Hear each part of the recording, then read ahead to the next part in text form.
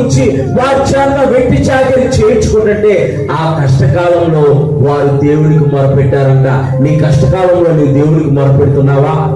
నీ కష్టకాలంలో నీ దేవుడికి మొరపెడుతున్నావా? ఈ కష్టాలేంటి, ఈ బాధలేంటి, ఈ వేదలేంటి, ఈ ఇబ్బంది ఏంటి, దేవుడే ఉంటే నాకు ఈ పరిస్థితి ఏంటి అని అంటున్నావా? మొరపెట్టకపోవటం అంటే ప్రార్థన చేయకపోవటమే దురదృష్టం అంట. దురదృష్టం నన్ను వెంబడిస్తుందండి. నా జీవితం అంతా దురదృష్టమే ఉంది, నా జీవితం అంతా అపజయాలే ఉన్నాయి, నా జీవితం అంతా అవమానాలే ఉన్నాయి, నా జీవితం అంతా నిందలే ఉన్నాయంటే నేను చెబుతాను దేవుడి పేరట, నీవు దేవుడికి మొరపెడితే.